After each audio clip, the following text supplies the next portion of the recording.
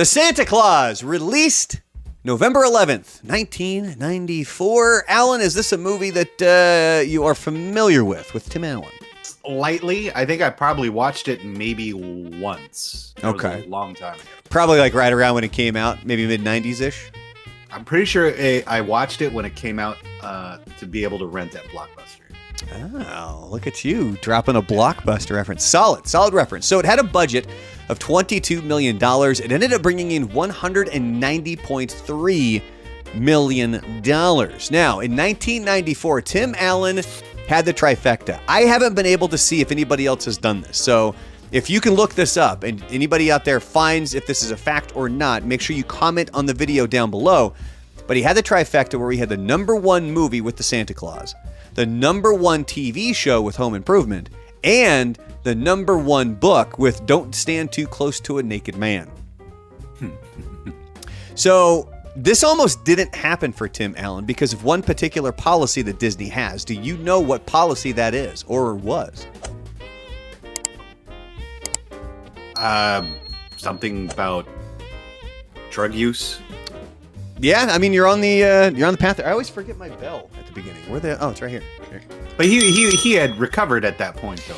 Yeah, his thing was really he was an ex-con. He got busted with a bunch of cocaine. In 1978, Allen was arrested with over 650 grams of cocaine. He pled guilty to felony drug trafficking charges. He served 2 years and 4 months in a federal correctional institution. And as I was putting up the shorts, kind of building to this, sometimes we record these before the shorts even drop. Other times it happens kind of in between. And there's been a lot of people who are like, yeah, he totally sold out all the people he was working with. Yeah, they're drug dealers. Like, what? Are you fucking protecting them? Like, are you upset? What kind of people are frequenting? Look how rich the guy is now. Yeah, no shit, dude.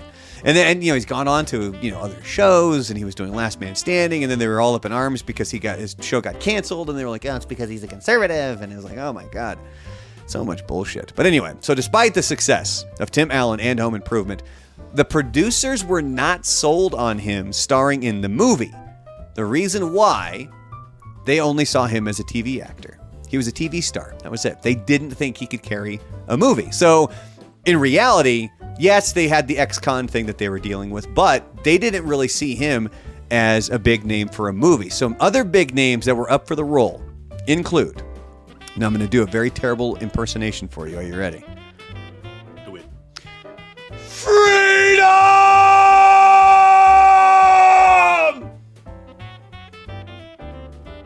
Don't make me do it again. Like, I almost passed out. I actually didn't hear it at all. Like, your mic cut out.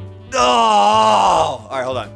Are you fucking with me? Are you fucking with me? No, I'm not. Okay. Literally. All right. Right when you started talking, it cut out. All right. I'll trust you. You ready? Fuck, it hurts my head. Maybe back away a little bit from the microphone. No, I did. I think that was the problem, is I might have been too far away. All right, you ready? Here we go. Freedom! It cut out again, didn't it? It did, but I got the gist of it. Okay. And it was Mel Gibson. Yeah, it was. Although his voice didn't crack when he does it in Braveheart. Oh, man. He wasn't going through puberty when he I was felt like I was going to pass out right there. Oh, I do have to tell you something funny really quick. When I was gaming with Richie earlier, and I was talking to some people who were dropping in on Warzone, and I was like, hey, guys, let's have a good time today, okay? And Richie was like, dude, you got to make your voice crack when you say stuff like that. So I go, okay, everybody, let's have ourselves a good day, okay? I am interested in long distance service. Very interested. Very interested. All right, so that was Did you one get person. responses from that? No. Okay. Fucking jerks. Anyway, okay, so that right there, that was one. Mel Gibson, you got that one right. The other one, I was trying to think of, what can I do? Oh, here we go. It's another yell. You ready? Wilson! Oh, Tom Hanks? Yeah! That'd have been interesting if Tom Hanks played Tim Allen's character. Pretty sure I just woke my wife up too, by the way. She's just taking it. Way to go. All right, so Tim Allen's Home Improvement wife, Patricia Richardson, she was up for the role of Laura, the ex-wife in the movie. She just didn't get it.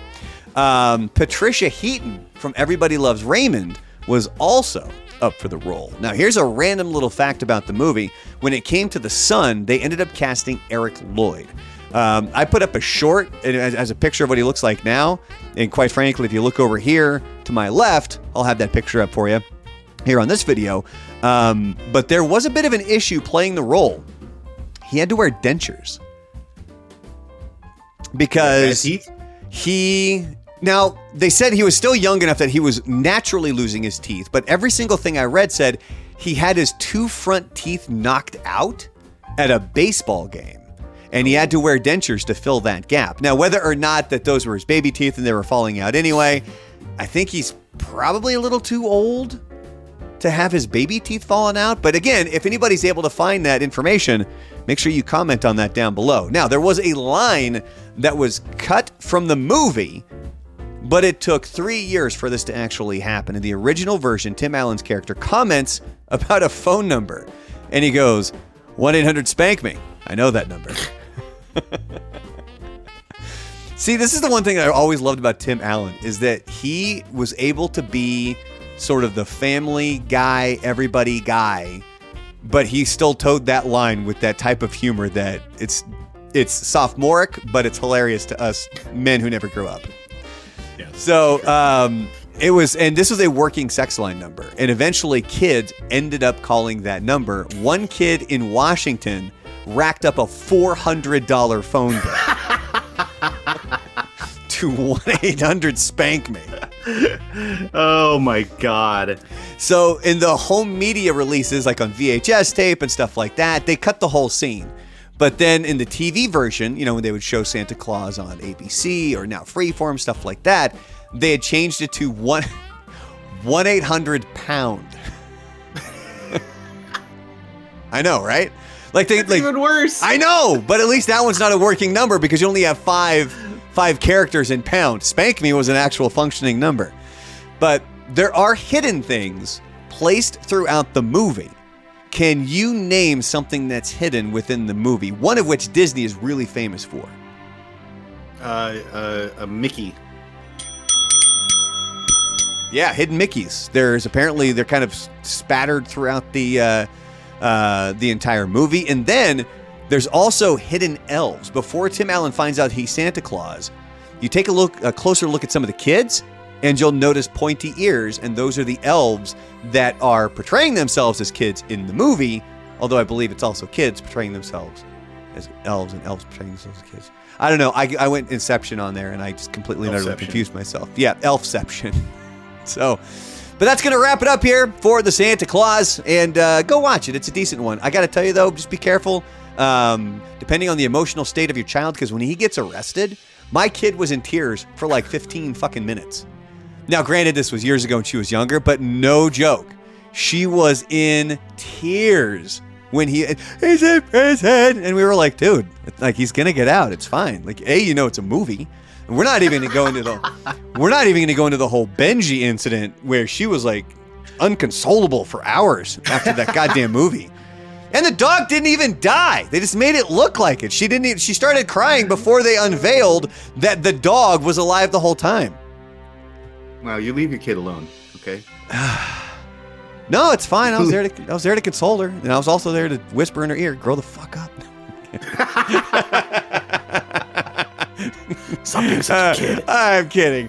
No, I'm not. So that's going to do it for the Santa Claus. Future videos that we have coming up here, we're going to get into the top toys of the decade of the 90s for the Christmas season, and then we're also going to get to the Muppet Christmas Carol as well. So make sure you guys are clicking like down below. Make some comments if you would like, please, and then click the bell so that you know when we go live and also when we get new videos up.